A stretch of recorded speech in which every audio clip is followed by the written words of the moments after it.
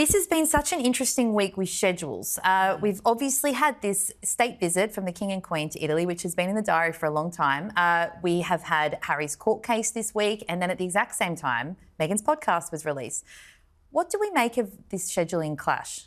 I think it's fascinating because I think the biggest competition is actually between Meghan's podcast and Harry's court case. I think that is what was competing against itself. And I cannot get my head around it because Harry can't move the court case and it's been in the diary for months. You know, I've known about it for months. But there's nothing he can do to shift the release to the timing of the court case. But Meghan was absolutely in control of the timing of the podcast. And I cannot get my head around why they would want those two things to be in competition with one another. And the weird thing about it is that Harry's court case won.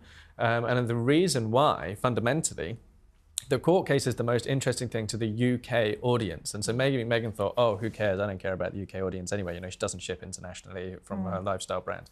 But the American media basically ignored Meghan's podcast, which was fascinating. The only big US outlet that really did much on it was the New York Times, which is bizarre because they're usually the ones that ignore everything royal.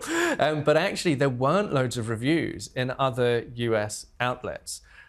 Which was fascinating to me, and it will be interesting to see over time whether that reflects, you know, a US audience that's done that kind of hating on the Netflix show, now just losing interest, you know, because you can get a hate audience for a while, but probably not in the long term. People get bored of the hate. Yeah. So I think it was a massive misfire from them. Do you think it was deliberate though? It sounds like. I mean, the fact that Harry, again, as we talked about, Harry came here, so of course that made the story even bigger, especially globally, because you have the images of him here and we had the security incident. And then of Meghan, you know, premiering or debuting her podcast, the first episode.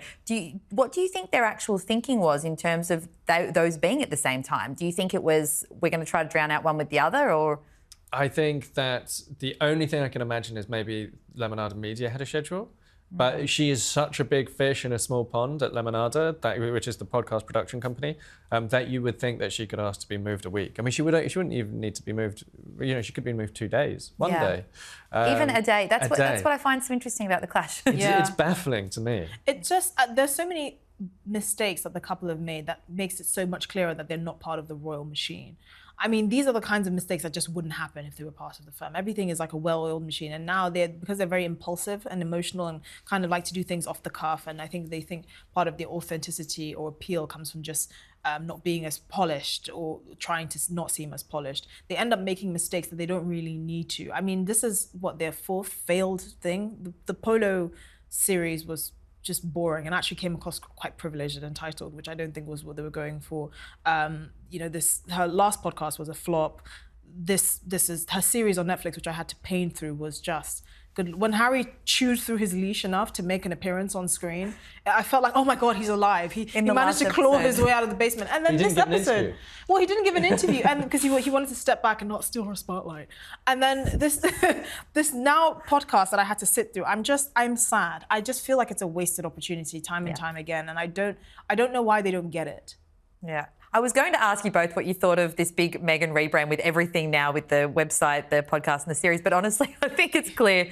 We're thinking so far it's just not really working out. We will move on though. As we've mentioned a couple of times, the King and Queen have been in Italy and they went to the Vatican this week. It's been a whirlwind few days. Do we think the visit was a success?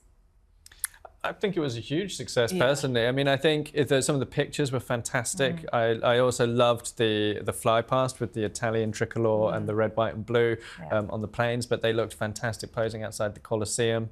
I think the fact that the king spoke Italian to your first monarch to give a speech to both houses of the Italian Parliament, and it goes down so well locally in these countries he visits when he's not just a few words here and there, but gives a proper chunk of his speech in the native tongue.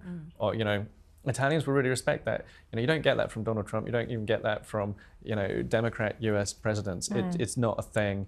There was, I think, a recent Secretary of State who spoke fluent French, and that went down well in Paris. But it's so rare, and Charles can do it in France and Italy and Germany as well, and the Bundestag. Yeah. And it shows that care and effort. Yeah, you know, it takes time, and you have to get the pronunciation right, and it takes effort. Exactly. For the same for you. Yeah, and I think it shows that being a royal is actually actually a bit of a profession. Like, you are a professional ambassador, and I don't think people understand just how much training these people go through just to try and become fluent in other languages and to have different forms of communication. It's kind of like, you know, royal education a couple of centuries ago. Actually being able to speak different languages and being well read and being articulate, which William clearly is, and so is King Charles, is very important. And these things actually leave a lasting memory in people's minds. The British public are going to be grateful to King Charles that he went to Italy and didn't embarrass us and still showed the best of Britain, even when people in Britain don't feel like the best of Britain is upon us. And it's important to remember that's where the real value is, the soft touch that only he can do, really. Yes, and it's also come off the back of what was quite a recent hospital visit for him when he suffered the temporary side effects from his cancer treatment. These were 12-hour days. He really was, as we've just said, he was packing a lot in, he was putting a lot of effort in. Do we think he's taking on too much? How do we think he fared? I think he probably should slow down a little bit. I felt quite sorry for Camilla that she didn't get a day off for the anniversary, quite honestly. I think she wanted one.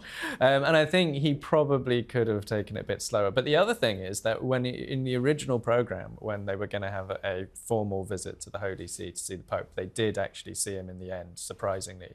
But in the original plan, when it was going to be built into the programme that they'd see him, the days were a bit more jam-packed within them. So when they pulled the formal visit to the Vatican out of the programme, that did allow them to let the other engagements breathe a little bit more. So that perhaps hopefully meant they were moving a little bit more slowly when they were on the ground. But Camilla did say that they're like ships that passed in the night, which broke my heart a little bit on her anniversary. Yeah, I mean, their 20-year anniversary too. It's a big one. What were our favourite moments from the tour? Reference to Garibaldi biscuits. Nice. Because I love them. That's a good one. I loved seeing them pose outside the Colosseum, which also made me laugh because Harry was in his own Colosseum at the time back in London because he was at the High Court. So it was like two gladiatorial, stadiums at the same time. And as we've just said, they celebrated their 20th wedding anniversary while they were there. Something that struck me, because it was a very successful tour and the pictures were amazing and incredible crowd turnout as well. Imagining 20 years ago when they got married and in the years before it was quite a controversial and turbulent time in Camilla and Charles's life, and looking at where they're at now on their 20th wedding anniversary, what do we make of the public perception of their relationship now compared with then? It's changed so much. I mean, famously on their wedding day, Camilla had to be dragged out of bed because there were genuine fears that people would protest, that Princess Diana supporters would come down to Windsor and protest against the wedding. They weren't allowed to marry in St. George's Chapel because of Camilla's status as a divorcee with a living former spouse. So that meant they had to get married, have a civil ceremony at the Guildhall, which the Queen didn't attend because she only attends church weddings, like by policy. So it was like they had to jump through so many hoops just to get married. And then also the palace had to release a statement saying she wouldn't become queen, she would become princess consort. Now you fast forward, not only has she obviously become queen, but actually the strength of feeling among the British public has died down so dramatically. And actually, I think Camilla probably is earning the respect of more people, especially now that Charles is king, because people can see the need to have somebody who kind of, helps Charles and energizes him and brings, a little bit of laughter into his life when he's a guy who basically, if left to his own devices, would probably do nothing other than work.